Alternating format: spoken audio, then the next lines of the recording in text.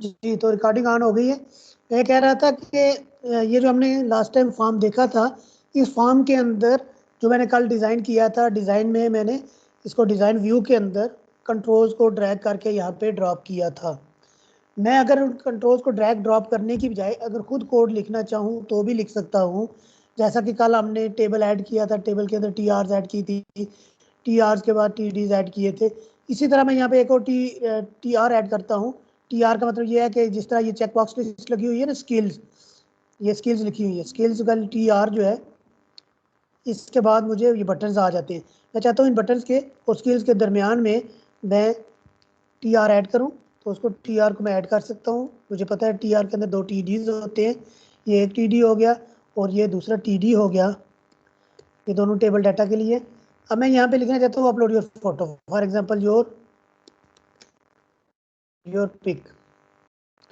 ये मैं कहता हूँ अपनी पिक जो है वो अपलोड करो। यहाँ पे मैं ना अपलोड करवाना चाहता हूँ, फाइल अपलोड करवाना चाहता हूँ। यूज़र की पिक्चर जो है वो कोई फाइल होगी, जेपीजे फाइल होगी या पीएनजी फाइल होगी, वट जो भी आप फाइल अपलोड करवाना चाहते हैं, कोई पीडीएफ फाइल अपलोड करवाना चाहते हैं किसी से, या किसी की कोई तस्वीर अपलोड करवाना चाहते हैं, या कोई डॉक्यूमेंट, कोई असाइनमेंट वगैरह अपलोड करवाना चाहते हैं, तो फाइल अपलोड कंट्रोल को ड्रैग करके मैं यहाँ पे ड्रॉप करूँगा। तो ये देखिए फाइल अपलोड का कोड जनरेट हो गया, file upload one run at server. और ये कोई मुश्किल नहीं है, अगर मुझे खुद लिखना पड़े ना तो भी आप ये देखिए कि जितने भी कंट्रोल्स हैं सबके अंदर प्रीफिक्स है ASP कॉलन। सारे कंट्रोल्स के अंदर प्रीफिक्स है ASP कॉलन, चाहे ASP कॉलन अगर वो कोई बटन है तो आप देख सकते हैं जितने भी कंट्रोल्स हैं ASP कॉलन के साथ स्टार्ट हो रहे हैं। तो मैंने अगर फाइल अपलोड का कंट्रोल लगाना है तो मैं यहाँ पे लिखूंगा ASP कॉलन। ASP कॉलन लिखने से जितने भी कंट्रोल्स हैं वो मुझे नजर आना शुरू हो गए। तो मुझे याद होना चाहिए कंट्रोल में कौन सा यूज़ करना चाहता हूँ। मैं फाइल अपलोड का कंट्रोल यूज़ करना चाहता हूँ। देखिए इंटेलिजेंस मुझे बता रही है फाइल अपलोड का कंट्रोल मौजूद है, मैंने इसको चूज़ किया। एक रिक्वायर्ड एट्रीब्यूट होता है जो तमाम कंट्रोल्स के अंदर मौजूद होना चाहिए। वो रिक्वायर्ड एट्रीब्यूट कौन सा है? वो है run at server. Run at server, ये मैं आपको बताता हूँ अभी कि रन एट सर्वर का क्या मतलब है। और इसके अलावा उसकी आईडी अगर आप रखना चाहते हैं, ID is equal to file upload one, FU1 मैंने कर दिया। तो दैट्स इट, ये मैंने फाइल अपलोड का कंट्रोल। अगर मैं इसको डिज़ाइन में जाके देखूँ तो अब देख सकते हैं कि योर पिक के आगे जो है ना एक टेक्स्ट बॉक्स उसने दे दिया और आगे ब्राउज का बटन दे दिया, ऐसे ही है ना? Yes sir. चलो मैं इसको राइट क्लिक करके ना ब्राउजर के अंदर व्यू करता हूँ।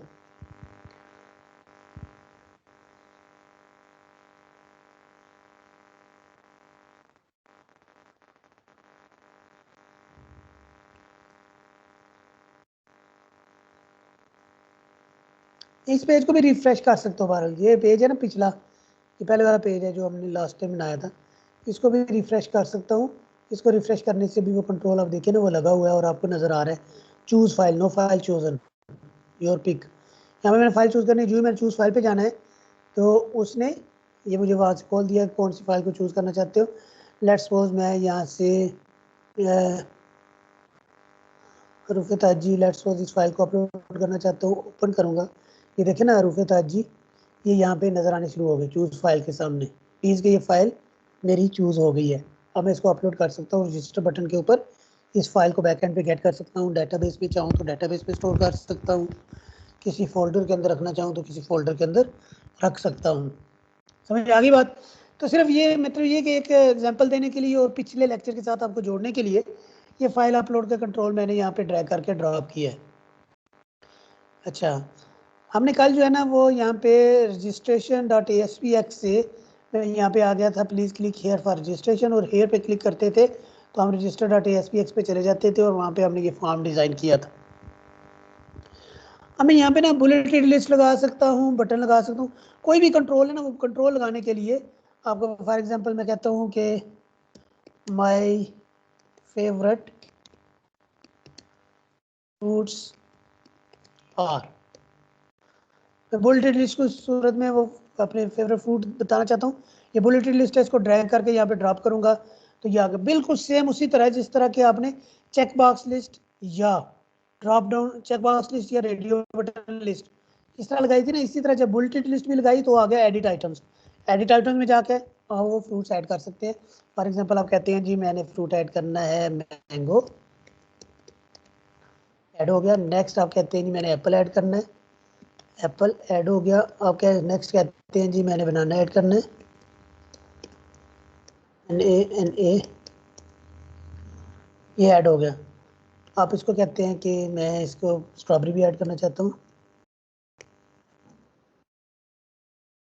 ओके करूँगा तो ये देखिए चेक बॉक्स लिस्ट जो है ना वो बुलेटेड लिस्ट, उसके अंदर वो फ्रूट्स आपको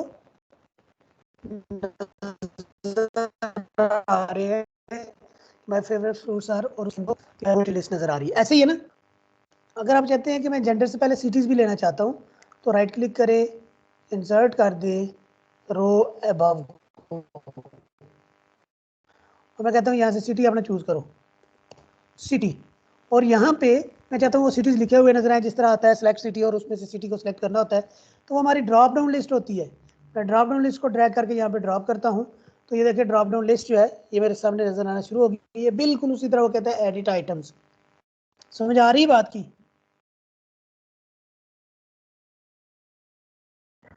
Yes, sir. एडिट आइटम्स पे जाएंगे, पहला मैं आइटम ऐड करता हूँ सिलेक्ट सिटी, सिलेक्ट सिटी ताकि वो लिखा हुआ नजर आए। नेक्स्ट आइटम मैं ऐड करता हूँ जी गुजरात, आगे ऐड करता हूँ कराची, आगे ऐड करता हूँ इस्लामाबाद, आगे ऐड कर लेता हूँ खारियाँ लाला मुसा। ओके जी, तो ये ड्रॉप डाउन लिस्ट ऐड हो गई। इसको जस्ट आपने सेव करना है कंट्रोल एस के साथ, तो दूर जाके इसको दोबारा रिफ्रेश कर देना है पेज को। ये देखिए सिलेक्ट सिटी आ रहा है यहाँ पे, सिलेक्ट सिटी पे जाएंगे तो ये गुजरात कराची इस्लामाबाद लाला मुसा आ रहा है। इसमें से कोई सा सिटी भी आप सिलेक्ट कर सकते हैं। समझ आ रही बात? और ये आपकी बुलेटेड लिस्ट भी नज़र आ रही है आपको साइड पे, माय फेवरेट फ्रूट्स आर, और मैंने फील्ड सेट से बाहर लिखी थी इसलिए उसके ऊपर फील्ड सेट वाले जो स्टाइल्स हैं वो अप्लाई नहीं हुए। जी बच्चों समझ आ रही है? जी बहुत सर। सिंपल है यार, सर। बहुत ज़्यादा सिंपल है। अगर किसी ने खुद प्रैक्टिस की है ना जितना हमने कल किया था तो उसको यकीनन बहुत अच्छे तरीके से समझ आ रही होगी और उसके अंदर आज कॉन्फिडेंस मौजूद होगा कि ये जो काम हो रहा है ना ये कोई हवा में बातें नहीं हो रही हैं, ये वाकई पॉसिबल है और हमने इसको करके देखा है, ये हो जाता है। अच्छा, बुलेटिन लिस्ट है, चेक बॉक्स लिस्ट है, ये हमने ड्रॉप डाउन लिस्ट को ऐड कर लिया, फाइल अपलोड कंट्रोल को ऐड कर लिया। हिडन फील्ड मैं कहता हूँ यहाँ पे कोई फील्ड नजर ना आए लेकिन कोई वैल्यू मैं सेव करना चाहता हूँ तो ये हिडन फील्ड के अंदर कर सकता हूँ। हिडन फील्ड को ड्रैग करके यहाँ पे ड्रॉप कर दूंगा। ये आपके क्लाइंट के पीसी के ऊपर नजर नहीं आएगा ये फील्ड, लेकिन क्लाइंट जो है क्लाइंट साइड पे कोई वैल्यू भेजी जा सकती है, क्लाइंट साइड से वैल्यू जो लेके वापस भी जा सकता है। इनके अगर आप लेट्स सपोज किसी स्टूडेंट का डाटा शो करना चाहते हैं और आप चाहते हैं कि उसकी आईडी वहाँ पे डिस्प्ले ना हो तो उस आईडी को आप हिडन फील्ड के अंदर रख सकते हैं। जब वापस डाटा को स्टोर करेंगे तो इस हिडन फील्ड से उसकी आईडी लेके वहाँ पे स्टोर की जा सकती है। हाइपरलिंक जैसे हमने कल यूज़ किया था, इमेज अगर आप इमेज यूज़ करना चाहते हैं, फॉर एग्जांपल मेरे पास अगर कोई इमेज पड़ा हुआ है तो ये हफ्सा है लेट्स सपोज, क्या नाम है 57 आपका? बाबर अली। सॉरी, बाबर अली। बाबर अली। जी बाबर अली, मैं आपकी तस्वीर जो है ना इसको इमेज के तौर पे यहाँ से कट करने लगा हूँ, परेशान नहीं होना, आप मुझे इजाज़त दे देंगे, मुझे यकीन है। मैंने इसको क्रॉप कर लिया, क्रॉप करके ना मैं इसको सेव कर रहा हूँ, फाइल सेव एज, अपने डेस्कटॉप के ऊपर मैं इसको सेव कर देता हूँ बाबर के नाम से, इसको सेव कर लिया। ओके जी, सेव हो गया। अब मैंने ना ये पिक्चर लगाना चाहता हूँ अपने इस फॉर्म के ऊपर, इधर गया फॉर्म मेरा, इस फॉर्म के ऊपर लगाना चाहता हूँ। लेट्स सपोज मैं यहाँ पे पिक्चर ऐड करना चाहता हूँ, एक रो ऐड कर लेता हूँ और उसमें मैं पिक्चर ऐड कर देता हूँ, ठीक है ना। तो एक रो ऐड करने के लिए जाता हूँ वापस, रो ऐड करने के लिए मैंने यहाँ पे योर पिक को चूज़ किया, राइट क्लिक करके इंसर्ट की रो बिलो, रो बिलो इंसर्ट करने के बाद यहाँ पे मैं पिक्चर लगाना चाहता हूँ, तो ये इमेज के जो कंट्रोल है इसको मैंने ड्रैग करके यहाँ पे ड्रॉप किया। ये मैंने जो ड्रॉप किया ना, ये देखिए प्रॉपर्टीज में आ गया इमेज वन। वो कहता है इमेज URL। इमेज कहाँ पड़ा हुआ है भाई, बताओ किधर पड़ा हुआ है, उसका इमेज का URL दो, ठीक है। और यहाँ पे वो कहता है जी कि आप मुझे सर्च कर सकते हैं। देखिए मैं अगर सर्च करूँगा तो वो मुझे कहाँ सर्च करता है, इवनिंग प्रैक्टिस के अंदर वो सर्च कर रहा है। इस प्रोजेक्ट पे इस इमेज के URL को वो सर्च कर रहा है इवनिंग प्रैक्टिस के अंदर। तो हम भी इवनिंग प्रैक्टिस के अंदर उस इमेज को ले जाते हैं। तो ये हमारा इमेज है, ये हम है, ये हमारा इमेज है, और ये बाबर अली है, ठीक है ना। ये देखिए जी, यहाँ पे ये इवनिंग प्रैक्टिस है, इसके अंदर मैं एक फोल्डर ऐड कर लेता हूँ। ऐड न्यू आइटम में जा कर सकता हूँ मैं, ASP.NET फोल्डर ऐड कर सकता हूँ, न्यू फोल्डर ऐड कर सकता हूँ। न्यू फोल्डर का नाम मैं रख लेता हूँ इमेजेस, ठीक है ना। मैंने इसको रख लिया। अब उस इमेज को उठा के ना मैं इस फोल्डर में लाना चाहता हूँ। वो इमेज पड़ा हुआ है डेस्कटॉप पे, ये पड़ा हुआ है। इसको मैंने Ctrl+X किया, कट कर लिया, और कट करने के बाद दोबारा मैं चला गया इमेजेस के अंदर, जाकर राइट क्लिक किया और इसको पेस्ट कर दिया। इमेजेस के अंदर babur.png आ गया, ठीक है ना। अब मैं ये दोबारा जाता हूँ अपने इमेज के ऊपर, जहाँ पे मैंने इमेज लगाया हुआ है, ये उसकी प्रॉपर्टीज़ आ गई। अब मैं उसको URL देता हूँ। URL देने के लिए मैं वो देखिए इमेजेस का फोल्डर आ रहा है, मैं इसको क्लिक करता हूँ, babur.png आ रहा है, इसको चूज़ करता हूँ, ओके करता हूँ। तो ये देखिए बाबर का इमेज जो है वो उसमें ऐड हो चुका है, ठीक है। अगर मैं इसको सेव कर लेता हूँ, सेव करने के बाद जाके इसको रिफ़्रेश करता हूँ, रिफ़्रेश करके मैं इसका रिजल्ट देखना चाहता हूँ कि वो बाबर का इमेज ऐड हुआ है या नहीं हुआ है। तो आप देख सकते हैं कि आप इमेज कोई भी ऐड करना चाहें तो फॉर्म के अंदर इमेज ऐड कर सकते हैं, ठीक है। क्लियर?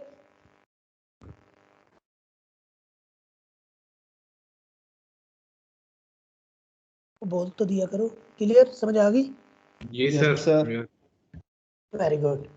अच्छा, इस तरह से अब इमेज है, इमेज बटन, मैं इस बाबर को ना इमेज बटन भी बना सकता हूँ। मतलब ये कि मैं बाबर को चाहता हूँ कि बाबर के ऊपर क्लिक होना तो ये मुझे किसी वेबसाइट के ऊपर ले जाए। लेट्स सपोज मैं इस बाबर को यहाँ से अभी फ़िलहाल हटा देता हूँ, इस इमेज कंट्रोल को। मैं कहता हूँ ये इमेज कंट्रोल नहीं रखना, मैं इमेज बटन लगाना चाहता हूँ। इमेज बटन को ड्रैग करके ड्रॉप किया तो वो कहता है हाँ जी बताओ इमेज URL क्या है, ठीक है। ये बटन है तो ज़ाहिर है इसका इमेज भी बताना पड़ेगा। तो मैं कहता हूँ इमेज URL वही है जो कि पहले मेरे पास एक इमेज है, वो मेरा इमेज URL, ये इमेज URL आ गया। अब यहाँ पे एक प्रॉपर्टी होगी नेविगेट URL। नेविगेट URL है on postback URL enabled common causes relation। ये पोस्टबैक URL कि इसको आप कहाँ भेजना चाहते हैं। मैं लेट्स सपोज चाहता हूँ कि इस बटन पे क्लिक करने से ना वापस मैं इसको दूसरे पेज के ऊपर ले जाना चाहता हूँ, रजिस्टर.asp। ओके चलो जी, मैंने इसको एक बटन बना दिया और ये बटन इस तरह से नजर आएगा कि ये क्लिकेबल होगा बटन, ये इमेज क्लिकेबल होगा। अगर मैं इसके ऊपर क्लिक करूंगा तो ये मुझे कहीं पे मूव करवाएगा। अभी फिलहाल देखिए जो पहला पेज लोड है ना उसके अंदर ये क्लिकेबल नहीं है, ये हाथ का निशान नहीं बन रहा, ये एरो का निशान ही रह रहा है। मैं इसको रिफ्रेश करने लगा हूँ, चेंजिंग जो सेव की है वो इसके ऊपर अप्लाई होगी। ये देखिए जो ही मैं इसके ऊपर लेके जाता हूँ वो कहता है ये क्लिकेबल है, इसको आप क्लिक कर सकते हैं। अगर मैं इसको क्लिक करता हूँ तो ये मुझे registration.aspx पे ले जाता है, ठीक है ना। ये इमेज और इमेज बटन के अंदर ये डिफरेंस होता है। क्लिक हेयर से वापस मैं उसके ऊपर जा सकता हूँ जो मैंने अपना रजिस्टर पेज बनाया हुआ है। इमेज मैप, अगर मैं चाहता हूँ कि एक इमेज है, फॉर एग्जांपल मैप है ना, पाकिस्तान का मैप है, मैं पंजाब वाले रीजन के अंदर क्लिक करना चाहता हूँ तो मैं चाहता हूँ कि पंजाब की इंफॉर्मेशन ओपन हो जाए। अगर मैं सिंध वाले रीजन के ऊपर क्लिक करता हूँ तो मैं चाहता हूँ सिंध वाले रीजन की इंफॉर्मेशन ओपन हो जाए।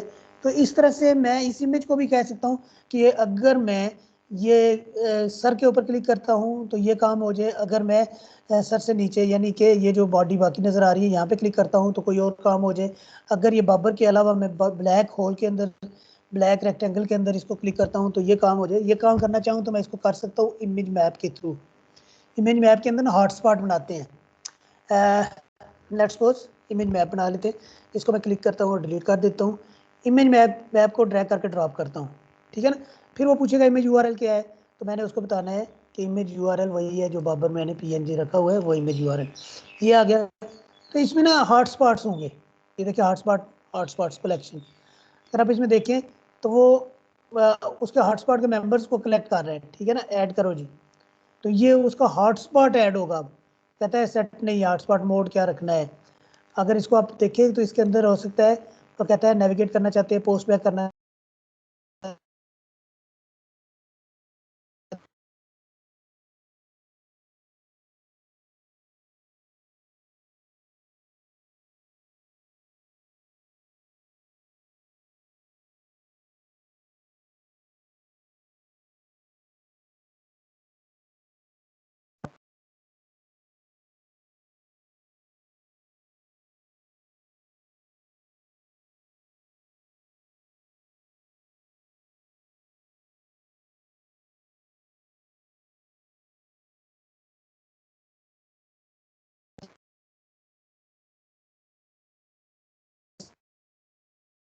चाहते हैं, इनएक्टिव करना चाहते हैं, करना क्या चाहते हैं।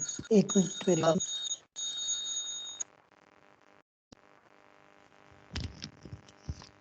जी, तो इस तरह से मैं इसके ऊपर हॉटस्पॉट को ऐड कर सकता हूँ। जब मैं हॉटस्पॉट को ऐड करता हूँ तो इस तरह से वो क्या देता है मुझे कि बताएं जी कौन सा हॉटस्पॉट है। ये देखिए अपीयरेंस, अपीयरेंस मीन्स के एक्स एक्सिस कहाँ तक रखने, वाई एक्सिस कहाँ तक रखने, मीन्स के इस इमेज को अगर डिवाइड करना है तो वो कैसे डिवाइड करना है, ठीक है ना। ये सर्कल हॉटस्पॉट की वो प्रॉपर्टीज कलेक्ट कर रहा है। तो इसमें वो कह रहा है रेक्टेंगल में भी आप ले सकते हैं। अगर सर्कुलर रीजन ये ले रहा चाहूँ तस्वीर वाला, तो ये सर्कल हॉटस्पॉट बनेगा। अगर मैं कहूँ कि ये इस रेक्टेंगल को हाफ कर दूँ, राइट वाला हाफ पार्ट और लेफ्ट वाला हाफ पार्ट, तो रेक्टेंगल को हाफ करने के लिए मुझे रेक्टेंगल हॉटस्पॉट लेना पड़ेगा। अगर कोई शेप इस तरह की है जो सर्कल या रेक्टेंगल नहीं बन पा रहा, जिस तरह के मैं आप मैप की आपको एग्जांपल दे रहा था कि पंजाब वाले रीजन के अंदर क्लिक करूं तो वो तो ज़ाहिर है ना ही रेक्टेंगल होगी ना ही सर्कल होगा, वो तो कर्व होंगे, कहीं से वो अंदर आ जाएगा पंजाब के अंदर, कहीं से वो ऊपर चला जाएगा नीचे, और लाइन जो है वो कर्व की सूरत में होगी। तो उस तरह आप पॉलीगॉन की सूरत में भी आप हॉटस्पॉट बना सकते हैं, ठीक है जी। इसी तरह लेबल है, लेबल जिस तरह मैंने ये जेंडर वगैरह लिखा है ना, ये जेंडर मैंने डायरेक्ट लिख लिया है, मैं इसको लेबल की सूरत में भी लिख सकता था। तो यहाँ पे मैं लेबल लगा के इसके अंदर लिखना चाहूँ तो इस तरह लेबल को ड्रैग करके यहाँ पे ड्रॉप करूँगा, और लेबल की टेक्स्ट प्रॉपर्टी, जिस तरह बटन की टेक्स्ट प्रॉपर्टी मैंने सेट की थी, लेबल की भी टेक्स्ट प्रॉपर्टी होती है, तमाम कंट्रोल्स की टेक्स्ट प्रॉपर्टी साथ होती है। लेबल की टेक्स्ट प्रॉपर्टी के अंदर लिख दूंगा माई पिक्चर, माई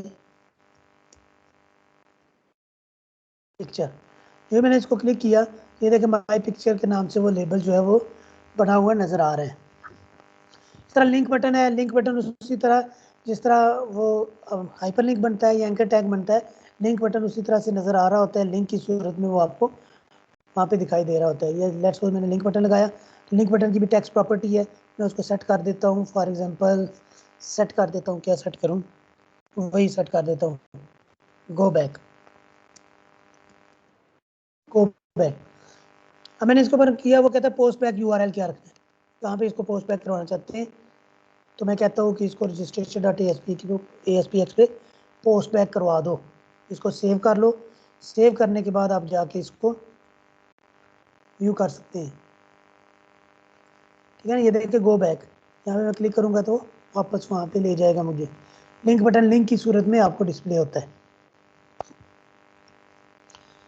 आगे देखें जी लिस्ट बॉक्स है। लिस्ट बॉक्स जिस तरह ये ड्रॉप डाउन लिस्ट है या रेडियो बटन लिस्ट है, इसी तरह लिस्ट बॉक्स भी एक कंट्रोल होता है जिसमें सारी लिस्ट नज़र आ रही होती है, सामने नज़र आ रही होती है। लिस्ट बॉक्स में एक लिस्ट नज़र आ रही होती है जिसके साथ चेक बॉक्सेस या ये रेडियो बटन वगैरह नहीं बने होते। लेट्स सपोज मैं यहाँ पे ना लिस्ट बॉक्स लगाता हूँ एक,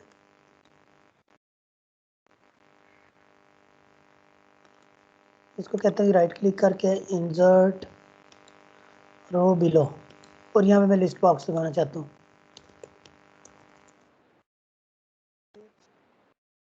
बॉक्स, और मैं लिस्ट बॉक्स को ड्रैग करके यहाँ पे ड्रॉप करता हूँ। जो ही ड्रॉप किया वो कहता है एडिट आइटम्स। एडिट आइटम्स में जाकर मैंने ऐड कर दिया। फॉर एग्जांपल मैं कहता हूँ, क्या कह रही नहीं, माय फ्रेंड्स, ये मैं फ्रेंड्स का बना लेता हूँ, Ansar Amjad Ali Rahil, my friends list. तो इस तरह से वो जो आपकी लिस्ट बॉक्स होता है वो इस तरह से सारे के सारे आइटम्स को लिस्ट की सूरत में डिस्प्ले करता है। अच्छा, लिटरल है, लोकलाइज है, मल्टीव्यू कंट्रोल है, पैनल कंट्रोल है। जिस तरह ये आपने फील्ड सेट कंट्रोल यूज़ किया उसकी जगह पे अगर ASP.NET का कोई कंट्रोल यूज़ करना चाहते तो पैनल कंट्रोल आप यूज़ कर सकते थे। यहाँ पे हमने फील्ड सेट यूज़ किया। Field set is the control of HTML, this is not the control being used in ASP.NET। हमने ये HTML का कंट्रोल लिखा हुआ है फील्ड सेट।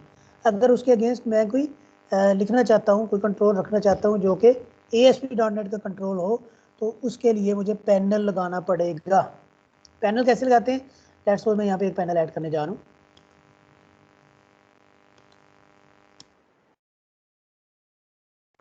पैनल को ड्रैग करके ड्रॉप किया, वेयर इज पैनल, पैनल को ड्रैग किया, यहाँ पे ड्रॉप कर दिया, वो पैनल आ गया। अब पैनल की ग्रुपिंग टेक्स्ट होगी, एक प्रॉपर्टी ग्रुपिंग टेक्स्ट, ठीक है, इसको मैं रख लेता हूँ माई पैनल। ये ग्रुपिंग टेक्स्ट रख ली तो पैनल आपको यहाँ पे नज़र आ रहा है। अगर मैं इसको सेव करूँ, सेव करने के बाद ब्राउज़र में व्यू करूँ,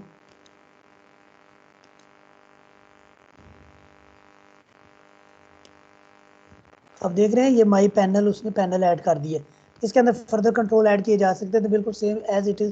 जिस तरह यहाँ पे रजिस्ट्रेशन का कंट्रोल ऐड हुआ है, रजिस्ट्रेशन ये मैंने क्या किया हुआ है, ये फील्ड सेट ऐड किया हुआ है। ये वाला कंट्रोल जो है ना, ये सारे का सारा जो कि आपको कौन सा कलर बन रहा है, एक्वा, एक्वा कलर जो बन रहा है, ये बन रहा है किसका, फील्ड सेट का बैकग्राउंड कलर मैंने सेट किया हुआ है। कि भी वेट सेट कर दूं, इसको भी मार्जिन ऑटो कर दूं, ये भी सेंटर में आ जाएगा, इसका बैकग्राउंड भी सेट कर दूंगा। तो अगर मैं इसका पेज का सोर्स व्यू करूं ना, तो आप देखेंगे कि बड़ी अजीब सी बात नजर आएगी। व्यू पेज सोर्स, इस पे अगर मैं जाता हूँ ना, ये पेज का सोर्स है, मीन्स के HTML के कंट्रोल्स मुझे बन के नजर आ रहे हैं। ये देखिए वो सारे के सारे कंट्रोल जो मैंने वहाँ पे रखे थे, ये इनपुट हिडन फील्ड्स हैं, ये रजिस्ट्रेशन का आ गया, ये फील्ड सेट मैंने कंट्रोल लगाया था, लेजेंड में लिखा था रजिस्ट्रेशन फर्स्ट नेम। उसके बाद मैंने टेक्स्ट बॉक्स लगाया था, वहाँ पे ASP कॉलन टेक्स्ट बॉक्स आ रहा था। यहाँ पे क्या आ रहा है, इनपुट, और उसका नेम है टेक्स्ट बॉक्स 1। ये देखिए उसने HTML के कंट्रोल के अंदर उसको कन्वर्ट कर दिया, उसकी टाइप है टेक्स्ट, ठीक है ना। इसी तरह अगर आप आगे चलें तो लास्ट नेम भी इसी तरह उसने इनपुट बना दिया उसको, और टाइप टेक्स्ट कर दिया। इसी तरह ईमेल के लिए भी, पासवर्ड के लिए, पासवर्ड को भी इनपुट कंट्रोल बना दिया, लेकिन उसकी टाइप पासवर्ड कर दिया। कल का लेक्चर अगर आपको याद हो तो हमने जो पासवर्ड वाला टेक्स्ट बॉक्स था, उसका टेक्स्ट मोड प्रॉपर्टी थी, उस टेक्स्ट मोड प्रॉपर्टी की वैल्यू हमने पासवर्ड सेट की थी। यहाँ पे वो वाला कंट्रोल जो है उसने HTML में कन्वर्ट किया, तो ये लिखा हुआ है input name text box 4 type is equal to password, means कि ये वो टेक्स्ट मोड प्रॉपर्टी को उसने टाइप में कन्वर्ट किया है, वो आपको यहाँ पे नज़र आ रही है। फिर मैंने आपको ड्रॉप डाउन लिस्ट लगा के बताई थी, ड्रॉप डाउन लिस्ट को ड्रैग करके ड्रॉप किया, यहाँ पे उसने उसको कन्वर्ट कर दिया सेलेक्ट और ऑप्शंस के अंदर, ठीक है। फिर मैंने एक जेंडर के लिए एक रेडियो बटन लिस्ट लगाई थी, रेडियो बटन लिस्ट को आप देखिए कि उसने टेबल में कन्वर्ट कर दिया है, ठीक है। एंड सो ऑन, चलते चलते चलते अगर आप पैनल देखें, जो माई पैनल मैंने लिखा है, दिस इज माई पैनल, तो माई पैनल को भी उसने जब कन्वर्ट किया है तो फील्ड सेट के अंदर ही कन्वर्ट किया है। मतलब HTML के अंदर फील्ड सेट होता है, ASP.NET में मैं अगर फील्ड सेट लगाना चाहूँ तो पैनल के कंट्रोल को ड्रैग ड्रॉप करूँगा और उसमें प्रॉपर्टीज़ वगैरह सेट करके वही काम जब बैकएंड पे जाएगा, ASP.NET इंजन जो है इसको कन्वर्ट करके ब्राउज़र को भेजेगा, तो वो पैनल के बजाय आपको फील्ड सेट ही दे के भेजेगा कि ये फील्ड सेट जाके ब्राउज़र के अंदर नज़र आए। समझ आ रही है बात?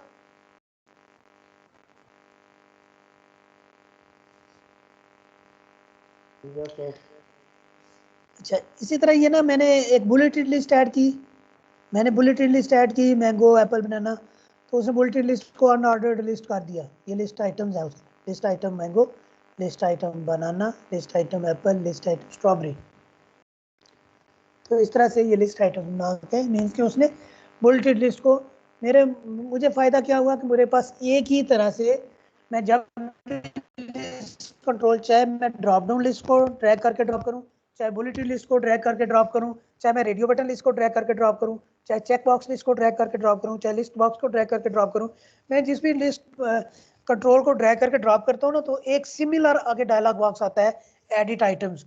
एडिट आइटम्स पे जाके मैं उसमें आइटम्स की एडिट कर सकता हूँ, नए आइटम्स ऐड कर सकता हूँ, किसी आइटम को रिमूव करना हो तो रिमूव कर सकता हूँ। ये सारे का सारा सेम वे है। लेकिन अगर आप HTML में देखें तो HTML में डिफरेंट वे है। ये देखिए मैंने बुलेटिन लिस्ट को किया, तो बुलेटिन लिस्ट शो करने के लिए HTML में मुझे अनऑर्डर्ड लिस्ट देनी पड़ती है। अगर मैंने वहां पे रेडियो बटन लगाता था तो भी आ जाता था एडिट आइटम।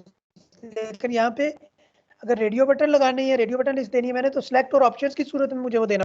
ठीक है, अगर देखें कि अगर मैं चेक बॉक्स लिस्ट लगानी है, तो चेक बॉक्स लिस्ट लगाने के लिए यहाँ पे वो क्या कर रहा है, चेक बॉक्स लिस्ट लगाने के लिए देखिए उसने इसको टेबल में ऐड किया है, टेबल चेक बॉक्स लिस्ट 1। तो इस वजह से HTML में ना हर काम के मुख्तलिफ तरीके हैं कि अगर रेडियो बटन लिस्ट लगानी है तो उसने सिलेक्ट और ऑप्शंस की सूरत में उसको दे दिया है, अगर चेक बॉक्स लिस्ट लगानी है तो टेबल बना दी है, अगर बुलेटिन लिस्ट लगानी है तो अनऑर्डर्ड लिस्ट दे दी है। लेकिन अगर आप ASP.NET में करें ना, वही स्टैंडर्ड वे है, ड्रैग करके ड्रॉप करें, एडिट आइटम, कोई भी लिस्ट कंट्रोल है उसको ड्रैग करके ड्रॉप करें और एडिट आइटम में जाए और आइटम ऐड कर दे। बैकएंड पे ASP.NET इंजन खुद देख लेगा मैंने इसके अगेंस्ट HTML क्या जनरेट करनी है, वो ऑटोमेटिकली उसके अगेंस्ट HTML जनरेट कर देगा और आपको ये सारा तरद्दुद देखने की ज़रूरत नहीं पड़ेगी कि यार अब मैंने सिलेक्ट और ऑप्शन लिखना था या अनऑर्डर लिस्ट लिखना था। आपने एक ही तरह से एडिट आइटम्स करते जाना है और बैकएंड पे वो सारा का सारा काम ASP.NET इंजन देख लेगा। अच्छा जी, तो ये मेरा काम हो गया, मैंने आपको कंट्रोल्स लगाना सिखा दिए कि कंट्रोल्स कैसे लगाते हैं। अब मैं उम्मीद करता हूँ आप लोगों ने खुद भी काम किया होगा। अगर किसी का कोई काम रह गया है तो वो यकीनन जो है वो मज़ीद इसको देख लेगा कि मैंने ये काम कैसे परफॉर्म करना है। मैं एक ना फॉर्म लगाना चाहता हूँ, एक वेब फॉर्म ऐड करना चाहता हूँ जिसका नाम रखना चाहता हूँ कैलकुलेटर। मैं कैलकुलेटर फॉर्म क्यों बनाना चाहता हूँ ये मैं आगे चल के बताता हूँ। कैलकुलेटर, अच्छा, कल हमने ये बात की थी कि जितने भी HTML के टैग्स हैं ना, वो सारे मॉकअप के लिए यूज होते हैं, मीन्स के डाटा को ब्राउजर के अंदर डिस्प्ले करने के लिए इस्तेमाल होते हैं। लेकिन अगर आप चाहते हैं कि कोई भी लॉजिक परफॉर्म करें, फॉर एग्जांपल मैंने कहा 2 जमा 2 करना है, तो 2 जमा 2 आप HTML के अंदर नहीं कर सकते। आप लिखे ना 2 जमा 2 और इसको डिस्प्ले करें तो वो कभी भी 4 डिस्प्ले नहीं करेगा, वो 2 जमा 2 ही लिखा हुआ नजर आएगा आपको। ये स्क्रिप्टिंग लैंग्वेज नहीं है, ये जस्ट डिस्प्ले करने के लिए मॉकअप लैंग्वेज है HTML। अच्छा, मैं कैलकुलेटर इसका नाम रखा है, मीन्स कि मैं इसके जरिए कुछ कैलकुलेट करना चाहता हूँ, नंबर्स कुछ कैलकुलेट करना चाहता हूँ। ठीक है, 2 नंबर को दूंगा और 2 को ऐड करके चलिए डिस्प्ले कर देता हूँ। Just I want to add 2 numbers. तो इसके लिए मुझे क्या करना है, बस वही काम करना है जो मैं पहले करता रहा हूँ। मैंने जाना है पैनल के अंदर, ये पैनल आ गया, मैंने इसको ड्रैग करके यहाँ पे ड्रॉप करना है और इसको ग्रुपिंग टेक्स्ट में चले जाना है। ये इसकी प्रॉपर्टीज आ गई, मैंने कहना है कैलकुलेटर, माय कैलकुलेटर। अच्छा, इसकी विड्थ हाइट वगैरह अगर आपने सेट करनी है तो ये सारे के सारे स्टाइल्स, ये देखें ना विड्थ इसकी आप यहाँ से सेट कर सकते हैं। फॉर एग्जांपल मैं वहाँ पे कह देता हूँ 300 पिक्सल इसकी विड्थ रखनी है, ठीक है ना। इसका मार्जिन वगैरह सेट करना है। अब ये ज़रूरी नहीं है कि यहाँ से सारी प्रॉपर्टीज आपको, यहाँ पे वो CSS क्लास आप दे सकती है। ये देखिए CSS क्लास लिखी हुई है, क्लासेस बनाए ले, ये लेट्स को उसको क्लास कैसे बनाते हैं, ये हेड के टैग के अंदर जाते हैं और स्टाइल का एट्रीब्यूट ऐड करते हैं। याद है ना CSS क्लास बनाने का क्या तरीका है। ये मैं इनलाइन नहीं, सॉरी, मैं इसको इंटरनल स्टाइल दे रहा हूँ, स्टाइल, ये मैंने टैग ऐड कर दी। क्लास कैसे बनाते हैं, डॉट लगा के, डॉट लगाते हैं। फॉर एग्जांपल कहता हूँ माय पैनल स्टाइल,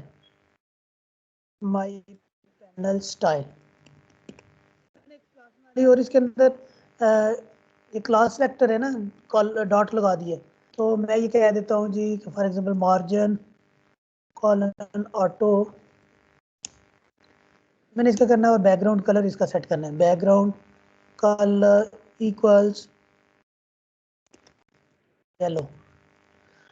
ये देखिए मैंने यहाँ पे क्लास बना ली और मैं जाता हूँ अपने पैनल कंट्रोल में, ये मेरा पैनल पड़ा हुआ है। अब पैनल के कंट्रोल के अंदर जाता हूँ ना, तो यहाँ पे मुझे पूछ रहा है CSS क्लास कौन सी है। अगर मैं आप देख रहे हैं माई पैनल स्टाइल, जो मैंने क्लास वहाँ पे बनाई है वो यहाँ पे नजर आ रही है ना नजर सबको।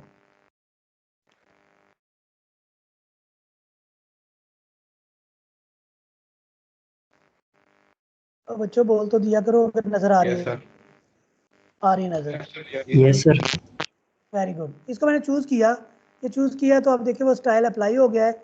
और स्टाइल अप्लाई होने के बाद अगर मैं इसको सेव कर लेता हूँ या ब्राउज़र में जाके व्यू करता हूँ तो अब आप इसको देख सकते हैं कि ये मेरा पैनल जो है वो इस तरह से बड़ा हुआ है। मैं पैनल के ऊपर अब मैं करना ये चाहता हूँ कि इसके अंदर कंट्रोल्स ऐड करना चाहता हूँ। कंट्रोल्स ऐड करने के लिए ना मैं टेबल को ऐड करता हूँ, ठीक है। First of all I will go to HTML, ये HTML के कंट्रोल्स भी यहाँ पड़े हुए हैं। HTML के कंट्रोल्स में से मैं टेबल को ड्रैग करके यहाँ पे ड्रॉप कर दिया माई कैलकुलेटर के अंदर। ये टेबल ऐड हो गया 3 रोज और 3 कॉलम्स के साथ टेबल ऐड हो गया, ठीक है। वहाँ पे जाकर मैंने लास्ट टाइम आपको सोर्स के अंदर लिख के बताया था कि टेबल का टैग देते हैं, उसके अंदर TR देते हैं, TR के अंदर TD देते हैं। वो भी एक वे था, ये भी एक वे है। जो आपको आसान लगे आप उस तरह कर लें, लेकिन आपको कोड का पता होना चाहिए कि कोड किस तरह से लिखना है, ठीक है। जो मुझे ये 3 कॉलम और 3 रोज आ रही है, ये देखिए ना, ये एक कॉलम है, ये दूसरा कॉलम है और ये तीसरा कॉलम है। 3 कॉलम आ रहे हैं, मुझे 2 कॉलम चाहिए, मुझे तीसरा कॉलम नहीं चाहिए। तो मैं इसको क्या करता हूँ, डिलीट कर देता हूँ। तीसरे का सॉरी, इस कॉलम को सिलेक्ट करता हूँ, सिलेक्ट करके मैं इसको डिलीट कर देता हूँ। कहता है delete table, delete columns, delete columns. तो मेरा कॉलम डिलीट हो गया, 2 कॉलम रह गए। तो मैं पहले यहाँ पे लिखता हूँ फर्स्ट नंबर।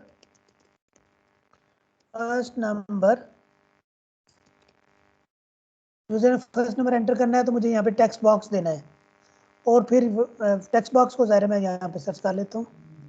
कल भी मैंने आपको बताया था, टेक्स्ट बॉक्स को ड्रैग करके मैंने दूसरे कॉलम के अंदर ड्रॉप कर देना है। हो गया ड्रॉप टेक्स्ट बॉक्स। अब मैंने यही काम करना है, कंट्रोल-C और कंट्रोल-V, ठीक है जी। और यहाँ पे मैंने एक और कंट्रोल-V कर देना है। यहाँ मैं कहता हूँ सेकंड नंबर,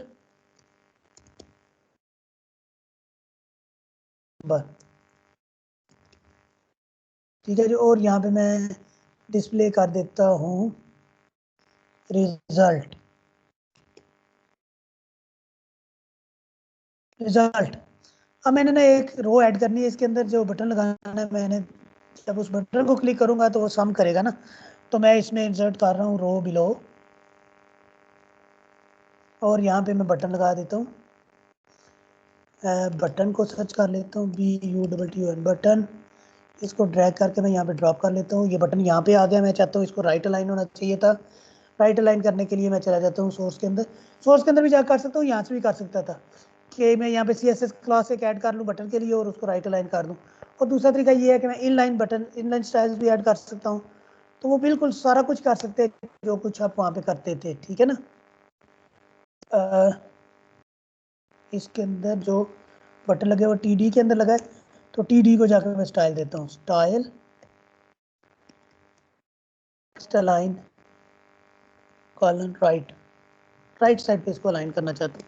सेव करता हूँ, सेव करके डिज़ाइन में जाता हूँ तो देखिए बटन जो है वो राइट साइड पे चला गया है। इस बटन को मैं टेक्स्ट चेंज करना चाहता हूँ, मैं कहता हूँ जी ऐड। इस बटन के ऊपर लिखना चाहता हूँ ऐड, ठीक है। जब ये बटन क्लिक हो तो ये ऐड हो जाए। और यही काम मैं एक और बटन लगाना चाहता हूँ कंट्रोल-C के साथ, यहाँ पे लगाना चाहता हूँ उसको कंट्रोल-V करके। और उस बटन के ऊपर ना मैं करना चाहता हूँ रीसेट। रीसेट, ये मैंने 2 बटन लगा लिए। अब मैंने, अजान स्टार्ट हो गई है, अजान के बाद बात करते हैं इंशाल्लाह।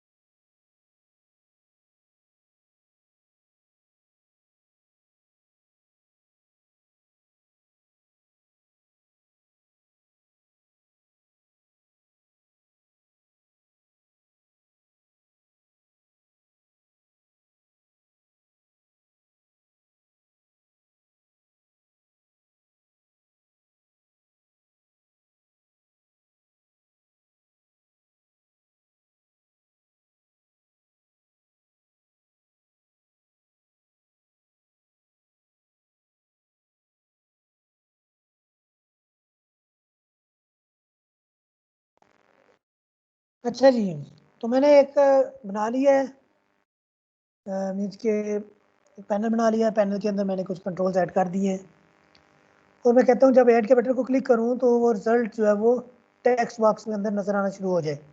समझ रहे हैं ना मेरी बात को?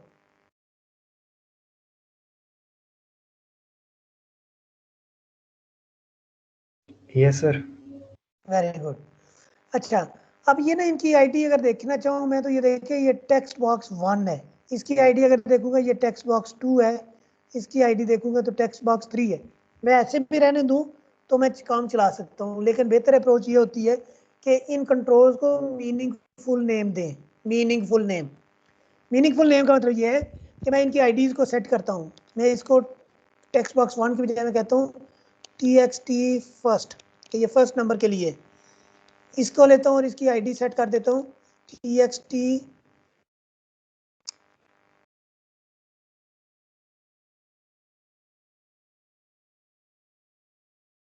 इसकी आईडी सेट कर देता हूँ TXT सेकंड, इसकी आईडी सेट कर देता हूँ TXT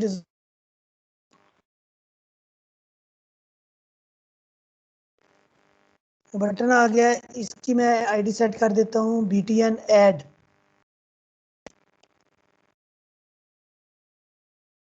इस बटन की आईडी सेट कर देता हूँ BTN रीसेट।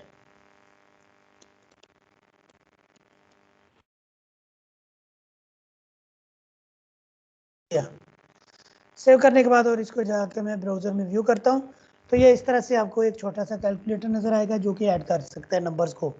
अब लेकिन ये है कि मैं इसमें नंबर्स लिखता हूँ, मैंने लिखा 34 और यहाँ पे लिखा 56 और मैंने ऐड के बटन को क्लिक किया, कुछ भी नहीं हो पा रहा, कुछ भी नहीं हो रहा, क्योंकि अभी तक जो कुछ मैंने देखा है ये मैंने HTML के कंट्रोल्स देखे हैं और HTML के जो कंट्रोल्स होते हैं उनके अंदर कैलकुलेशंस आप परफॉर्म नहीं कर सकते, कोई लॉजिक परफॉर्म नहीं कर सकते। तो अभी मैं आपको लेके जाना चाहता हूँ इसकी स्क्रिप्टिंग लैंग्वेज पे भी, इसके सर्वर साइड के ऊपर क्या हो रहा है। अभी तक तो जो कुछ आपने देखा है वो ये है कि मैं ASP.NET के कंट्रोल लगाता हूँ और वो कंट्रोल्स कन्वर्ट हो जाते हैं HTML के कंट्रोल्स के अंदर, HTML के टैग्स के अंदर कन्वर्ट हो जाते हैं और वो हमें टैग्स नजर आना शुरू हो जाते हैं। अब मैं आपको बताने लगा हूँ कि इसका बैकएंड क्या है, बैकएंड कहाँ पे है, सर्वर साइड का कोड कहाँ पे रन हो रहा है। ये तो क्लाइंट साइड का कोड था जो मैंने जो मैंने कंट्रोल्स ड्रैग करके ड्रॉप किए, क्लाइंट साइड पे नजर आ रहे हैं। इसको कैलकुलेट करना है, मैंने 56 और 34 को ऐड करना है, 90 लाना चाहता हूँ, लेकिन ये 34 और 56 को HTML मेरी ऐड नहीं कर सकती, तो ये मैं जाके C# के अंदर इन दोनों नंबरों को ऐड करवाता हूँ। अच्छा, ये ऐड कैसे करवाना है ज़रा गौर कीजिएगा, बहुत आसान है। मैंने जैसे क्या करना है, ऐड के बटन को डबल क्लिक करना है, ऐड के बटन डबल क्लिक करना है, ये मुझे खुद ले जाएगा जहाँ पे मैंने जाके इसकी लॉजिक लिखनी है। तो चले मैं इसको डबल क्लिक करता हूँ, देखिए ये मुझे ले गया है कहीं और, C# के कोड के अंदर ले गया है जहाँ पे पार्शियल क्लास बनी हुई है कैलकुलेटर की, system.web.ui.page, ये पार्शियल क्लासेस बनी हुई हैं। और ये देखिए अगर तो ये C# का कोड है, this is not the code of HTML, this is something different. अब मैंने यहाँ पे क्या करना है, मैंने वो लॉजिक परफॉर्म करनी है, मैं दो नंबरों को लेना चाहता हूँ और ऐड करना चाहता हूँ, दो नंबरों को लेके ऐड करना चाहता हूँ। और वो दो नंबर मुझे मिलेंगे कहाँ से, वो मुझे पहले टेक्स्ट बॉक्स से और दूसरे टेक्स्ट बॉक्स से वो दोनों नंबर मिलेंगे। तो मैं एक इंटीजर बनाता हूँ, लेट्स सपोज इंटीजर फर्स्ट कर लेता हूँ, उसका नाम इज इक्वल टू, मुझे पता है TXT, ये देखिए मैंने TXT लिखा, वो आगे के 3 टेक्स्ट बॉक्स आपने रखे हुए हैं, TXT फर्स्ट, TXT रिजल्ट और TXT सेकंड। यार उसकी आईडी सेट की थी वहां पे, यार अब बोलते नहीं हो एक तो। सर साथ साथ जी जी बोले। सभी जब आप लिखते होते हैं ना तो हमें कुछ और दिखाई दे रहा होता है, आप लिखते कुछ और हो रहे हैं और बोलते वो मैच नहीं ना कर रहा ये स्क्रीन के साथ, तो आप तेजी से बोल जाते हैं तो वो फिर कई दफा समझ नहीं आती। अच्छा, मैं ये कह रहा हूँ कि जब मैंने TXT फर्स्ट, TXT रिजल्ट और TXT सेकंड वहाँ पे टेक्स्ट बॉक्सेस की प्रॉपर्टी सेट की थी, आईडी प्रॉपर्टी की वैल्यू सेट की थी, याद है ना वो जगह। सर स्क्रीन पहले आ रही थी, आवाज आपकी बाद में आ रही होती है, ये इशू है थोड़ा सा। और मेरी वहां से पहले आती है यार, स्क्रीन बाद में आती है। ऑडियो ये जल्दी सर जाती है, स्क्रीन वीडियो बाद बाद में में जाती आती है। है, फिर वो उसकी वजह से समझ नहीं आ रही कहीं। हाँ, लेकिन ये है कि वो जहाँ से हमको समझ ना आए वहाँ पे रोक लिया करे मुझे। ये मैं आईडी सेट करके आया हूँ। मैंने 3 टेक्स्ट बॉक्सेस लगाए थे। पहले टेक्स्ट बॉक्स की आईडी रखी हुई है TXT फर्स्ट, दूसरे टेक्स्ट बॉक्स की आईडी रखी हुई है TXT सेकंड, तीसरे टेक्स्ट बॉक्स की आईडी रखी हुई है TXT रिजल्ट। मैं उन टेक्स्ट बॉक्सेस को एक्सेस कर रहा हूँ यहाँ पे सर्वर साइड पे। अब ये देखिए, ये कैलकुलेटर डॉट ASPX, ये क्लाइंट साइड का कोड होगा इसमें। अगर आप इस पे जाएं तो ये देखिए, ये क्लाइंट साइड का कोड है। Calculator dot ASPX dot CS, ये सर्वर साइड का कोड है, C# का कोड जो है। Dot CS stand for C#। ASPX का मतलब ये है कि ASP.NET का प्लेटफॉर्म है। अच्छा जी, तो ये मैंने TXT फर्स्ट गेट किया मैंने। डॉट टेक्स्ट उसकी प्रॉपर्टी होती है, उसको मैंने गेट कर लिया। अब ये टेक्स्ट प्रॉपर्टी तो स्ट्रिंग मुझे रिटर्न करेगी। ये क्या रिटर्न करेगी? स्ट्रिंग रिटर्न करेगी। उस स्ट्रिंग को मैं इंटीजर के अंदर स्टोर करने की कोशिश कर रहा हूँ, तो मेरा कंपाइलर एरर दे रहा है। अगर आप इसको दे दें, can not implicitly convert type string to integer, कि मैं स्ट्रिंग को इंटीजर में कन्वर्ट नहीं कर सकता। तो इंटीजर में स्ट्रिंग को कैसे कन्वर्ट करते हैं? आप लिखते हैं इंट। अच्छा, एक तरीका जो टाइप कास्टिंग का आपने पढ़ा है, वो तो कुछ इस तरह से था कि आप यहाँ पे इंट दे देते हैं, ठीक है, कि इसको इंटीजर में कन्वर्ट कर दो, लेकिन ये मान नहीं रहा, ठीक है ना। अभी आपने ये देखना है, इंट पार्स मेथड होता है, और वो पार्स मेथड क्या लेता है? वो कहता है एक स्ट्रिंग दो मुझे, स्ट्रिंग दो, तो मैं उसको पार्स करके इंटीजर कन्वर्ट कर दूंगा। String containing a number are to convert, कहता है यहाँ पे मुझे एक स्ट्रिंग दो जिसको मैं पार्स करके आपको इंटीजर बना के रिटर्न करूँ। तो मैंने उसको स्ट्रिंग दे दी है। TXT फर्स्ट के अंदर इसके टेक्स्ट बॉक्स के अंदर जो वैल्यू आएगी वो टेक्स्ट होगी, वो स्ट्रिंग होगी। उसको मैंने कन्वर्ट करवा लिया इंटीजर के अंदर और उसको फर्स्ट के अंदर स्टोर करवा दिया। ठीक है, समझ तो नहीं आई किसी को? जी आई सर है। समझ आ गई है। आ गई है, वेरी गुड यार, बहुत अच्छी बात है। इसी को मैं कॉपी करता हूँ, और कॉपी करने के बाद मैं यहाँ पे पेस्ट करता हूँ सेकंड के लिए, कि यहाँ पे TXT फर्स्ट की बजाय TXT सेकंड करता हूँ, और यहाँ पे फर्स्ट की बजाय मैं इसको भी सेकंड कर देता हूँ। अब मैंने फर्स्ट और सेकंड दोनों को ऐड करना है, फर्स्ट और सेकंड दोनों को ऐड करना है, और मैं इसको ऐड कर लेता हूँ। लेट्स सपोज मैं कहता हूँ कि int result is equal to first plus second, ठीक है। इन दोनों को मैंने ऐड कर लिया, रिजल्ट के अंदर रख लिया। अब मैंने ये रिजल्ट जाके स्टोर करना है कहाँ पे? TXT रिजल्ट के अंदर। TXT result dot text property होगी इसकी, उसमें जाके स्टोर करना है। इज इक्वल टू मैं कह देता हूँ RES डॉट टू स्ट्रिंग, तो उसको RES हमारा इंटीजर था ना, उसको टू स्ट्रिंग के जरिए स्ट्रिंग में कन्वर्ट किया। टू स्ट्रिंग के जरिए मैं इंटीजर को या फ्लोट को या कैरेक्टर को स्ट्रिंग में कन्वर्ट कर सकता हूँ। तो मैंने डॉट टू स्ट्रिंग करके उसको स्ट्रिंग में कन्वर्ट किया, क्योंकि TXT रिजल्ट टेक्स्ट बॉक्स था, और उस टेक्स्ट बॉक्स की टेक्स्ट प्रॉपर्टी को स्ट्रिंग चाहिए थी। तो मैंने RES जो कि एक इंटीजर था उसको स्ट्रिंग में कन्वर्ट करके उसके अंदर स्टोर कर दिया। बस ये काम करना है मैंने। ये काम करने के बाद मैं अपने पेज पे दोबारा जाता हूँ और कहता हूँ व्यू इन ब्राउज़र।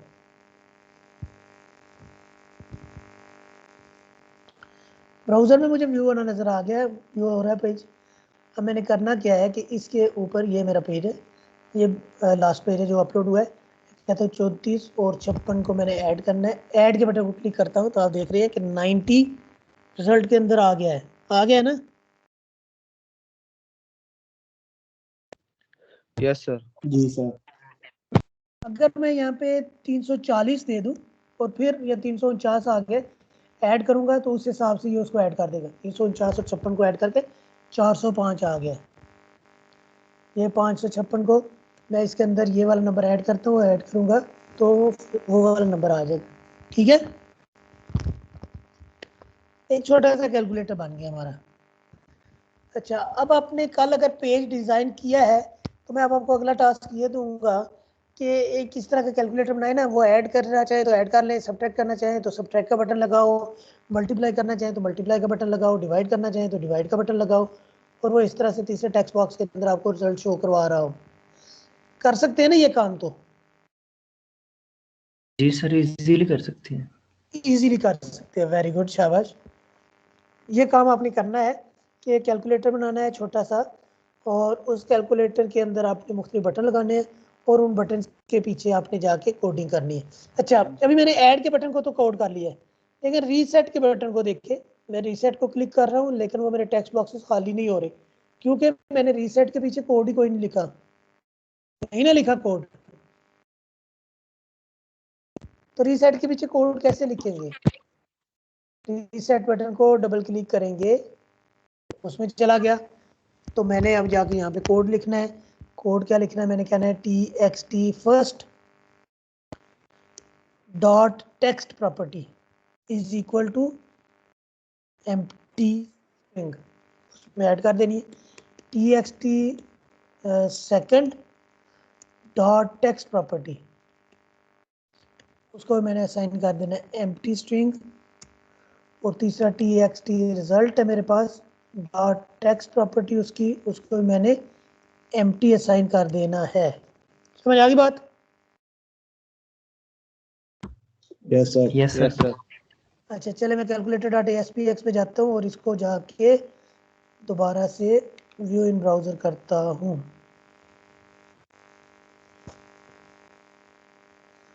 तो ये देखिए मैंने लिखा है 34 और 56 को ऐड किया, 90 आ गया, रीसेट किया तो उस स्ट्रिंग को खाली कर दिया। ठीक है, ये सर ठीक हो गया सर। ठीक हो गया, वेरी गुड।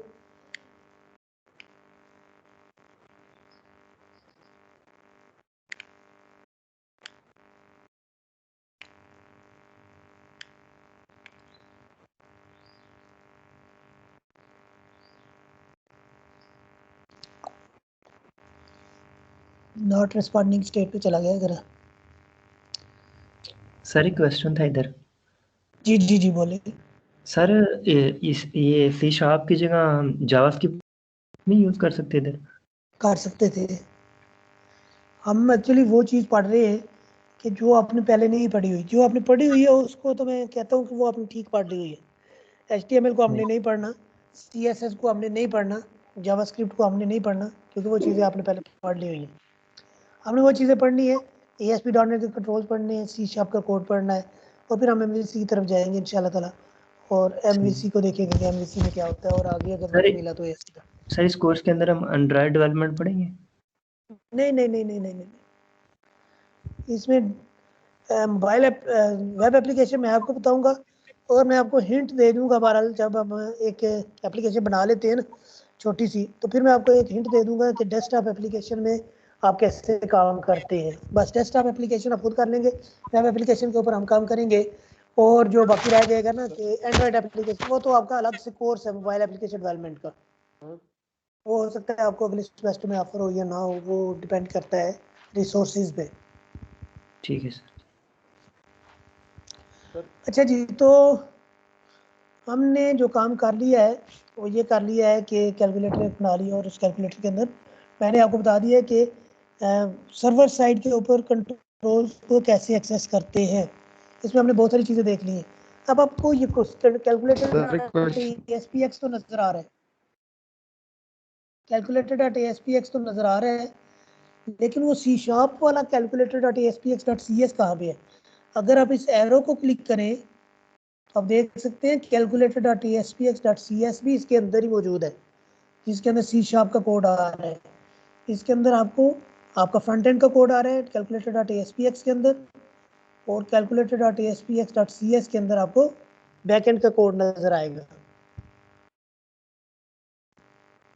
ये फ्रंट एंड का कोड है, अगर डॉट CS के अंदर जाते हैं तो डॉट CS के अंदर ये बैक एंड का कोड है, बीच के जो C# का कोड है, ये वो कोड है जो उसने सर्वर के ऊपर एग्जीक्यूट करना है।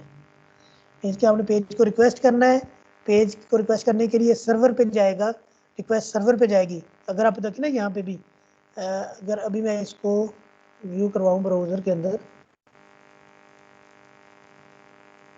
राइट क्लिक करके मैं कहूँ व्यू इन ब्राउज़र, और फिर मैं ब्राउज़र में unable to launch the IIS express web server, this use कहता है पहले यूज़ हो रही है, आप इसको दोबारा अपलोड नहीं कर सकते। ये भी हम देखेंगे IIS के ऊपर हम इसको कैसे डिप्लॉय करते हैं।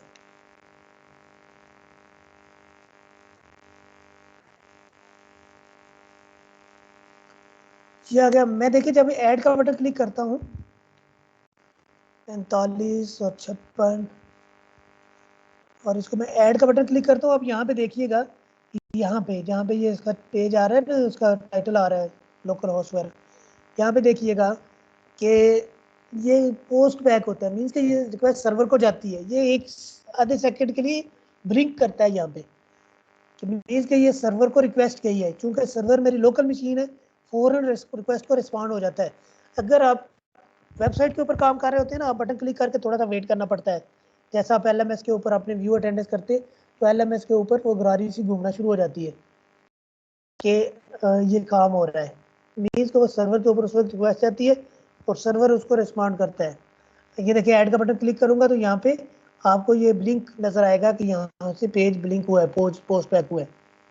नजर आ रहा है ना, ब्लिंक हो रहा है। जी सर।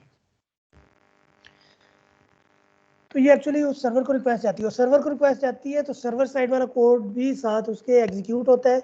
और सर्वर साइड वाला कोड क्या है कि 45 को लो, 56 को लो, मीन्स कि पहले टेक्स्ट बॉक्स में से वैल्यू लो, दूसरे टेक्स्ट बॉक्स में से वैल्यू लो, और उन दोनों को कन्वर्ट करो इंटीजर्स के अंदर। ये उन दोनों,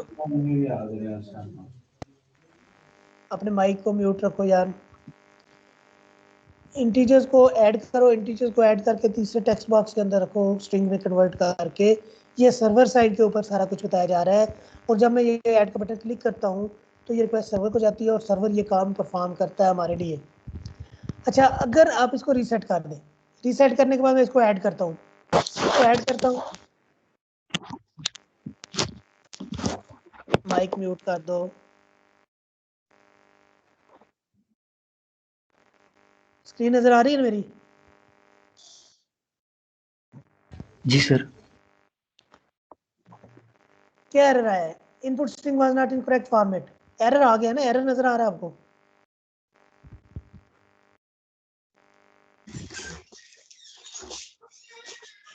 आ रहा है ना एरर नजर? जी सर, स्ट्रिंग के अंदर में भी उसने कन्वर्ट नहीं किया। एक्चुअली किया क्या मैंने, काम मैंने ये किया है कि उन टेक्स्ट बॉक्सेस के अंदर कोई भी वैल्यू नहीं दी और ऐड के बटन को क्लिक कर दिया। कोई भी वैल्यू नहीं दी और ऐड के बटन को क्लिक कर दिया है। तो उसने क्या किया है, उसने फर्स्ट जो टेक्स्ट बॉक्स था उसमें से वैल्यू को इंटीजर में कन्वर्ट करने को, वैल्यू नहीं, इंटीजर में क्या कन्वर्ट होती, वो यहाँ पे एरर आ गया है। यहाँ पे जब उसने पार्स करने की कोशिश किया तो एरर आ गया है, तो वो आपकी एप्लीकेशन क्रैश कर गई है। ठीक है ना? मैं चाहता हूँ कि जिस तरह आपके आप फॉर्म फिल करते हैं ना, यूनिवर्सिटी का या कोई भी फॉर्म होता है उसको आप फिल करते हैं, तो जब तक आप वो सारे सारे फील्ड फिल नहीं कर लेते आप उस फॉर्म को सबमिट नहीं कर सकते। होता है ना इस तरह? वो वहीं पे आपको एरर दे देता है कि करेक्ट फॉर्मेट के अंदर नहीं है, आपका ये फील्ड रिक्वायर्ड है, दे देता है ना error. Yes, sir. Yes sir. और सर्वर साइड पे भेजता ही नहीं पेज को, उधर ही एरर दे देता है। अच्छा, अभी जो है ना मैं यहाँ पे करने लगा हूँ कि ये पेज जब मैं इस बटन को क्लिक करूँ ना, वो चेक कर ले कि इन दोनों टेक्स्ट बॉक्सेस के अंदर वैल्यू मौजूद है। अगर दोनों टेक्स्ट बॉक्सेस के अंदर वैल्यू मौजूद है तो उस पेज को पोस्ट बैक करे, वरना इस पेज को रोक ले और कहे कि ये पोस्ट बैक नहीं हो सकती ये वैल्यूज। ये करने के लिए मैं चला जाता हूँ यहाँ पे ना, मैं एक वैलिडेशन लगाऊंगा। अगर ये वैलिडेट होता है तो फिर ये आगे जाए पेज। तो वैलिडेशन लगाने के लिए मैं चला जाता हूँ टूल बॉक्सेस के अंदर, तो आपके कंट्रोल्स के साथ आप देख सकते हैं कि ये वैलिडेशन के कंट्रोल्स भी पड़े हुए हैं। इसमें कंट्रोल है required field validator. Required field validator, इसको मैंने ड्रैग करके यहाँ पे ड्रॉप कर दिया। रिक्वायर्ड फील्ड वैलिडेटर को ड्रैग करके मैंने यहाँ पे ड्रॉप कर दिया, और इसी को मैंने कॉपी कर लिया कंट्रोल C के साथ, और यहाँ पे ड्रॉप कर दिया, इसको पेस्ट कर दिया कंट्रोल V के साथ। दोनों टेक्स्ट बॉक्सेस के ऊपर मैंने रिक्वायर्ड फील्ड वैलिडेटर लगा दिया। अब इस रिक्वायर्ड फील्ड वैलिडेटर की उसी तरह प्रॉपर्टीज हैं जिस तरह टेक्स्ट बॉक्सेस की प्रॉपर्टीज होती हैं, जिस तरह बटन्स की प्रॉपर्टीज होती हैं, मींस के that is also a control in ASP.NET, so it will also be dealt in the same way as other controls are being dealt. मैंने क्या करना है, इसको जाकर प्रॉपर्टीज के अंदर इसकी प्रॉपर्टीज देखिए, एरर मैसेज कहता है क्या एरर शो करना चाहते हैं। पहले के लिए मैं एरर शो करना चाहता हूँ फर्स्ट नंबर रिक्वायर्ड,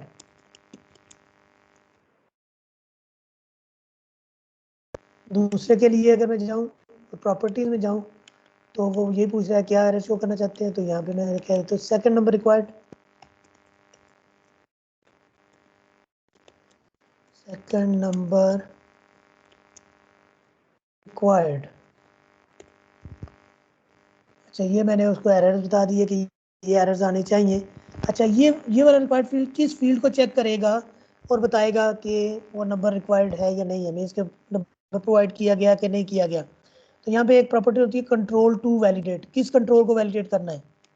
यहाँ पे देखिए ये कंट्रोल्स आ गए, टेक्स्ट फर्स्ट भी आ गया, TXT रिजल्ट भी आ गया, TXT सेकंड भी आ गया। तो मैं किसको वैलिडेट करना चाहता है, पहला वैलिडेटर TXT फर्स्ट को वैलिडेट करना चाहता है, दूसरा वैलिडेटर किसको वैलिडेट करना चाहता है, वो TXT सेकंड को वैलिडेट करना चाहता है। और रिजल्ट को वैलिडेट करने की जरूरत नहीं है, रिजल्ट तो उस वक्त आएगा जब ऐड का बटन क्लिक हो जाएगा। तो इसको मैं ना सेव करता हूँ। देखिए अभी एक एरर आने लगा है अनअब्ट्रूसिव वैलिडेशन का, ये देखिए मैं इसको व्यू इन ब्राउजर किया और ये आ गया web forms unobtrusive validation mode requires script. कहता है अनअब्ट्रूसिव वैलिडेशन मोड जो है ना उसका मसला आ गया। तो इस अनअब्ट्रूसिव वैलिडेशन मोड को हमने कहाँ पे एडजस्ट करना है, ज़ाहिर अनअब्ट्रूसिव वैलिडेशन मोड सेट करना है तो मैंने इसके कोड में जाना है। इसमें कोड पे जाने के लिए ना आपके मुख्तलिफ वेज हैं। एक तो ये राइट क्लिक करूँ, राइट क्लिक करके देखिए व्यू कोड, यानी कि C# के कोड में चला जाऊंगा। ये देखिए मैंने इसको क्लिक किया तो C# के कोड में चला गया। तो इसमें वो लिखा हुआ है जो कुछ हमने पहले लिखा था, ऐड का बटन क्लिक होगा क्या करना है, रीसेट बटन क्लिक होगा क्या करना है। तो यहाँ पे पेज लोड इवेंट है, जब मेरा पेज लोड होगा अगर मैं उस वक्त कोई काम करना चाहता हूँ तो वो मैं कैसे करूँगा। तो वहाँ पे आया था unobtrusive validation mode, unobtrusive validation mode dot none, ये मैंने इसका अनअब्ट्रूसिव वैलिडेशन मोड सेट कर देना है। ये क्या रिटर्न करेगा, ये एक ही नम है और एक ही नम ओनली असाइनमेंट कॉल से यूज हो सकते हैं। तो मैं इसको कहता हूँ this dot unobtrusive validation mode is equal to unobtrusive validation mode dot none. कि आपने, ये एक लंबी कहानी है, ये मैं अभी आपको कहानी नहीं शुरू करना चाहता। सिंपल ये है कि आपने जब इस प्रोजेक्ट को ऐड किया था, कल वाले लेक्चर में अगर आप देखें तो हमने एक एम्प्टी वेब एप्लीकेशन चूज़ की थी। एम्प्टी वेब एप्लीकेशन चूज़ करने से ना जो उसका jQuery की फाइल्स थी वो भी इसके अंदर ऐड नहीं हुई। तो ये जो वैलिडेशन है ना, ये वैलिडेशन होती है जावास्क्रिप्ट के थ्रू। तो जावास्क्रिप्ट वाली फाइल चूंकि ऐड नहीं है तो ये एरर दे रहा है अनअब्ट्रूसिव वैलिडेशन मोड का। मैंने उसको कह दिया है कि आप उन jQuery की फाइल्स को यूज़ करते हुए एफिशिएंट वे में उसकी वैलिडेशन ना करें, बल्कि पहले जिस तरह वो होती थी वैलिडेशन उसी तरह करें। तो ये कहानी बहरहाल मैं आपको किसी वक्त जो है वो तफसील से बताऊंगा, लेकिन अभी हमारे पास टाइम कम है। व्यू इन ब्राउज़र, इसको ब्राउज़र के अंदर मैंने कॉल कर लिया। पहली बात तो ये है कि अनअब्ट्रूसिव वैलिडेशन वाली वो एरर ख़त्म हो गया, वो एक लाइन कोड लिखी तो उससे वो एरर ख़त्म हो गया। अब मैंने इसको ऐड करना चाहता हूँ, जो मैंने ऐड किया तो अब ये मेरी एप्लीकेशन क्रैश नहीं की कि ये जाता और कहता कि इस स्ट्रिंग को नंबर में कन्वर्ट करो, तो चूँकि स्ट्रिंग तो है कोई नहीं है, तो वो एरर जो आ रहा था क्रैश कर रही थी वेबसाइट, अब वो क्रैश नहीं कर रही। वो कह रहा है फर्स्ट नंबर रिक्वायर्ड है, सेकंड नंबर रिक्वायर्ड है, ये दोगे तो आगे जाऊँगा वरना नहीं जाऊँगा। तो मैं इसमें 34 देता हूँ। ये मैंने 34 दिया तो आप देख सकते हैं कि फर्स्ट नंबर रिक्वायर्ड वाला एरर ख़त्म हो गया। जो वो एरर दे रहा था ये नंबर रिक्वायर्ड है, वो एरर ख़त्म हो गया। सेकंड नंबर रिक्वायर्ड वाला एरर बाहर आ रहा है, तो यहाँ मैं 56 दिया तो वो एरर भी ख़त्म हो गया। अब मैं इस ऐड बटन को क्लिक करता हूँ तो आप देख सकते हैं कि ये उसको ऐड कर रहा है। पता चल गया अगर मैंने चेक करना हो कि सारे के सारे फील्ड जो रिक्वायर्ड थे वो वैल्यूज़ यूज़र ने एंटर की है या नहीं की, तो कैसे करते हैं चेक।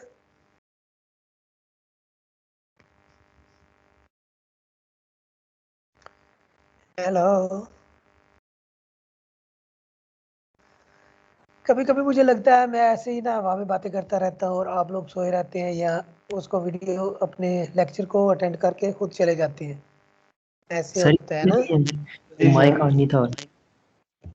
जी आप बहुत स्पीड में बात करते हैं वैसे। यार एक्चुअली ना मैं ये समझता हूँ कि हमारे पास टाइम कम है और हमारे टास्क बहुत ज़्यादा है, तो फिर मुझे मुझे स्पीड में बात करनी पड़ती है। अगर मैं थोड़ी स्लो करूँगा तो जितना मैं कवर करना चाहता हूँ वो कवर कर नहीं पाऊँगा। यही कल भी बात हो रही थी, मैं आपको कल भी यही रिक्वेस्ट कर रहा था कि स्पीड आपने अपनी जो है ना वो बढ़ानी है। स्पीड बढ़ानी इसलिए है कि जहाँ से हमने स्टार्ट करना था वहाँ पे आप पहुँचे नहीं हैं, और मैं आपको साथ लेके चलना चाहता हूँ, स्क्रैच से चल चीज़ों को आपके सामने करना चाहता हूँ। वैसे ये जो है ना विजुअल प्रोग्रामिंग, ये विजुअल प्रोग्रामिंग जावा के अंदर आप लोगों ने पढ़ी होती है तो बड़ी इजी होती है। ये कंट्रोल्स ड्रैग ड्रॉप करना आपने सीखे होते हैं, इन कंट्रोल्स की प्रॉपर्टीज सेट करना सीखी होती है, तो इतनी प्रॉब्लम नहीं होती। फिर मैं वो इतनी डिटेल से बताता भी नहीं हूँ उस क्लास के अंदर, जस्ट मैं उन कंट्रोल्स को ड्रैग ड्रॉप करता हूँ, प्रॉपर्टी सेट करता हूँ और आगे चला जाता हूँ। लेकिन चूंकि आप लोगों को वो थोड़ा सी उसकी तफसील बतानी है कि विजुअल प्रोग्रामिंग के अंदर अपने कंट्रोल जो है उनको कैसे सेट करते हैं, तो उसके लिए ना थोड़ा सा मुझे वक्त ज़्यादा देना पड़ता है, और फिर मुझे ये भी होता है कि मैं अपना टॉपिक भी कवर करूँ, तो इस वजह से फिर मैं उसको थोड़ा सा स्पीड से बोलता हूँ। उसके लिए आप लोग जो है वो थोड़ा सा कर लें, थोड़ा सा कंप्रोमाइज़ कर लें। आप भी थोड़ा सा जो है वो स्पीड से उसको लेक्चर को दोबारा भी सुन लिया करें। सबसे बेहतर ये है कि आप खुद काम किया करें साथ साथ, और साथ साथ काम करने से यकीनन आपके अंदर कॉन्फिडेंस आएगा कि ये की चीज़ें होने वाली हैं। जब वो कॉन्फिडेंस आ जाएगा ना फिर वो आपको स्पीड के साथ, मेरी स्पीड के साथ आपकी स्पीड मिल जाएगी। सर एक क्वेश्चन था। जी सर मतलब कि जो टर्म प्रोजेक्ट होता है वो तो चलो एंड में बनाते हैं, अभी जैसे हम ये एज अ बिगनर ही काम कर रहे हैं, स्क्रैच से स्टार्ट कर रहे हैं, जी जी। तो इसके बाद हम कोई प्रॉपर प्रोजेक्ट के ऊपर काम किया करेंगे क्लास में, या वो क्यों हम नहीं खुद यार, क्यों पर्सनली नहीं, सिर्फ करेंगे? नहीं नहीं नहीं नहीं नहीं। हमने ना पता है क्या करना है, मैंने आपको ये कंसेप्ट देने हैं, इन कंसेप्ट को आपने अपने एक प्रोजेक्ट के ऊपर इम्प्लीमेंट करना है। या सर वो एक तो टर्म प्रोजेक्ट, प्रोजेक्ट होगा ना? नहीं नहीं, टर्म प्रोजेक्ट हमारे दो होंगे, 1 मिनट से पहले सर और 1 मिनट से बाद, ठीक है ना। ये सर 4 वीक, मैंने ना इसके 4 वीक रखे हुए हैं। 4 वीक के अंदर ना हमने ये वेब फॉर्म्स ख़त्म कर देने हैं। वेब फॉर्म्स के ऊपर सारी कंट्रोल्स लगाने, सारी वैलिडेशन उसकी करनी। वेब फॉर्म के ऊपर जो बटन्स वगैरह हैं उसमें जाके आपने डाटा वो सर्वर साइड के ऊपर स्क्रिप्टिंग कैसे हमने थोड़ी सी की है कि सर्वर साइड पे कैसे जाते हैं, सर्वर साइड के ऊपर कोड कैसे लिखते हैं। ये सर्वर साइड की स्क्रिप्टिंग के बाद ना मैंने एक्चुअली आपको ले जाना है डेटाबेस की तरफ। डेटाबेस में मैंने जाके टेबल बनाना है, यहाँ से फॉर्म बना के वैल्यूज़ देनी है, ऐड करनी है जाके टेबल के अंदर, टेबल्स की वैल्यूज़ को फेच करके लाना है, यहाँ पे आपको डिस्प्ले करना है, वैल्यू को वहाँ से डिलीट कर देना है यहाँ से, और मैंने वैल्यू को अपडेट कर देना है। ये क्रॉड ऑपरेशन जो है ये मैंने परफॉर्म करवा देना है आपको। चौथे वीक में मैंने ये काम कर चुकना है इंशाल्लाह, और फिर सर चौथे मतलब कि वीक तक डेटाबेस मैं, डेटाबेस इसके साथ कैसे कनेक्ट करते हैं ये भी आगे बताया जाएगा? जी जी बिल्कुल बताया जाएगा, ये इंशाल्लाह अगले वीक में आपको बताया जाएगा। और मैं ये 4 वीक में ये हमारा मुकम्मल हो जाएगा। मीन्स के एक पूरी फुल फ्लैज अगर आप वेब एप्लीकेशन बनाना चाहें तो 4 वीक का टाइम है कि हम वेब एप्लीकेशन बनाना सीख लेंगे, और फिर इंशाल्लाह। उसके ऊपर आपका प्रोजेक्ट होगा। अगले 2 वीक आपने उस प्रोजेक्ट पे काम करना होगा, और छठे यस वीक सर। में आपने वो प्रोजेक्ट मुझे सबमिट करवाना है, ठीक है ना। ओके और सर उसको इंशाल्लाह। 2 मिनट से पहले वाला प्रोजेक्ट होगा। उसके ओके बाद सर। हमने एमवीसी पे चले जाना है। हमने एक्चुअली ना उसके बाद फिर आगे एडवांस टेक्नोलॉजीज की तरफ चले जाना है कि ये काम जो हम इस वक्त कर रहे हैं ये कितना आसान है, और फिर हमने कहना है कि इससे भी आसान काम कर सकते हैं। वो कैसे कर सकते हैं वो बताऊंगा आपको एंटिटी फ्रेमवर्क के जरिए, और फिर मैंने आपको बताना है कि उससे भी मैं आसान काम कर सकता हूँ, वो आपको बताऊंगा एमवीसी के जरिए इंशाल्लाह अज़ीज़। ये कोर्स जो है ना इंशाल्लाह। थोड़ा सा लेंथी तो होगा, लेकिन ये है कि आपको एक अच्छी ग्रिप हो जाएगी। अगर आपने पहले कभी कोई प्रोजेक्ट नहीं बनाया तो इंशाल्लाह ताला एक अच्छा प्रोजेक्ट आप बना सकेंगे। उसके लिए इंशाल्लाह यही है कि आप सिंसियर हों, और सिंसियर हो के आप जरूर अपना सर। काम है ना वो करें। इंशाल्लाह अज़ीज़ जहाँ पे आपको हेल्प की ज़रूरत हो पड़ेगी मैं वहाँ पे मौजूद मिलूंगा आपको इंशाल्लाह, ठीक है। इंशाल्लाह सर। Thank you sir. तो ये बार हमारा ना, जिस तरह ये हमने इसके अंदर वैलिडेशन अप्लाई की है, वैलिडेशन मैंने रिक्वायर्ड फील्ड वैलिडेटर लगाया है, इन दोनों टेक्स्ट बॉक्सेस के ऊपर रिक्वायर्ड फील्ड वैलिडेटर लगाया है। जब तक मैं इनकी वैल्यू प्रोवाइड नहीं करूंगा ये सर्वर को रिक्वेस्ट ही नहीं भेजेगा। ये बटन में क्लिक करूंगा तो सर्वर को रिक्वेस्ट ही नहीं भेजने देगा। ये देखिए, ये मैंने एक फील्ड की value they the, let's suppose मैंने दे दिया 349, दूसरे की वैल्यू नहीं दी और इसको ऐड करना चाहता तो कहता है सेकंड नंबर रिक्वायर्ड है भाई, पहले सेकंड नंबर दो मुझे। तो सेकंड नंबर जो रिक्वायर्ड है उसको मैंने वो नंबर दिया और फिर वो कोई एरर नहीं है, कोई मसला नहीं है, वो उसको सबमिट करेगा और मुझे रिजल्ट लेके ला के बताएगा। अगर मैं देखूँ ना कि ये वैलिडेटर जो मैंने लगाया है इस तरह के और कौन कौन से कंट्रोल्स हैं, तो टेक्स्ट बॉक्स में जाके देख सकता हूँ। टूल बॉक्स के अंदर आप देख सकते हैं कि यहाँ पे एक रिक्वायर्ड फील्ड वैलिडेटर था, एक कंपेयर वैलिडेटर है, दो फील्ड्स को कंपेयर कर सकता है, दो वैल्यूज को कंपेयर कर सकता है, एक रेंज वैलिडेटर है। ज़रा मैं इसको ना कंपेयर वैलिडेटर को लगाना चाहता हूँ। कैलकुलेटर के अंदर ही थोड़ी सी मैं चेंजिंग करता हूँ। फर्स्ट नंबर की बजाय मैं यहाँ पे दे देता हूँ जी पासवर्ड,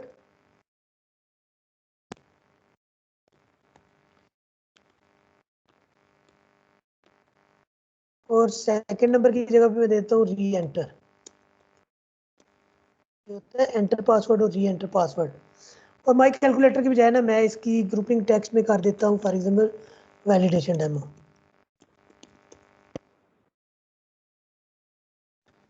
चलो जी, अब मैंने ना, मुझे एक तो रिक्वायर्ड फील्ड, वो फील्ड दोनों रिक्वायर्ड है, ये ठीक है। सेकंड में मुझे रिक्वायर्ड की ज़रूरत नहीं है, पहले मैंने कर दिया कि वो रिक्वायर्ड भी है और उसके साथ साथ एक और वैलिडेटर भी मैं लगाना चाहता हूँ। पहले तो मैं इसको पासवर्ड की सूरत में ले जाने के लिए इसका टेक्स्ट मोड जो है वो सिंगल लाइन की बजाय पासवर्ड कर देता हूँ। ये कल हमने पढ़ा था, इसका भी मोड जो है वो पासवर्ड कर देता हूँ।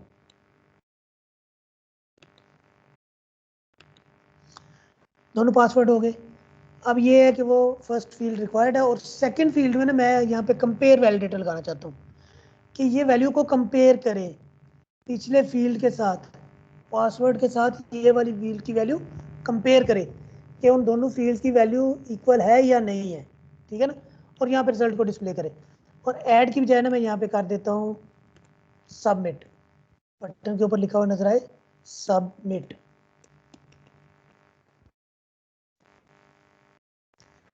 चलें जी, ये काम किया। अब रिक्वायर्ड फील्ड वैलिडेटर का तो आपको पता है कि फर्स्ट नंबर रिक्वायर्ड है। मैं यहाँ पे ना फर्स्ट नंबर रिक्वायर्ड की बजाय यहाँ पे कह देता हूँ पासवर्ड रिक्वायर्ड है। फर्स्ट नंबर पहले सेंस में ठीक था, अब पासवर्ड रिक्वायर्ड होना चाहिए। और यहाँ पे इसका एरर मैसेज होना चाहिए password does not match, passwords do not match. चलें, ये मैंने कर दिया। अब मैंने ये रिक्वायर्ड फील्ड वैलिडेटर, दूसरा जो है ना कंपेयर वैलिडेटर, इसकी और भी प्रॉपर्टीज है। कंट्रोल टू वैलिडेट, किस कंट्रोल को वैलिडेट करना चाहता है, ये txt सेकंड को, इसको वैलिडेट करना चाहता है, तो मैंने यहाँ से चूज कर दिया txt सेकंड को। ऊपर एक प्रॉपर्टी है कंट्रोल टू कंपेयर, किसके साथ कंपेयर करना है, तो मैं कंपेयर करना चाहता हूँ txt फर्स्ट के साथ, यही करना चाहता था ना। एक्सक्यूज मी सर, जी जी सर लेक्चर ऑफ टाइम हो गया, लेक्चर स्टार्ट होने वाला है। जी जी, बस ठीक है, बस खत्म करने वाला हूँ मैं भी।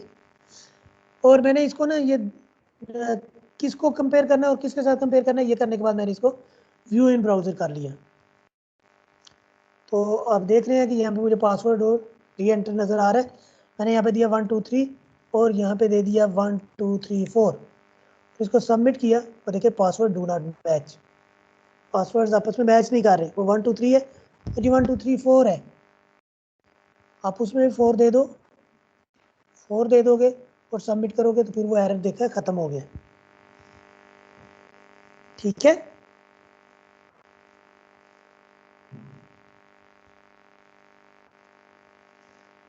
तो कंपेयर फील्ड वैलिडेटर जो है ये काम करते हैं, ठीक है यार। अपनी दुआ में याद रखिएगा। अल्लाह हाफिज़, फी अमानिल्लाह। बाकी जो है वो आप देख लीजिएगा रेंज वैलिडेटर क्या काम करता है, कस्टम वैलिडेटर कैसे काम करता है। तो इंशाअल्लाह ताला अगली क्लास के अंदर हम इंशाअल्लाह डेटाबेस को देखेंगे कि डेटाबेस कैसे अटैच करते हैं इसके साथ, ठीक है ओके इंशाअल्लाह। ओके, अल्लाह हाफिज़, फी अमानिल्लाह। अल्लाह।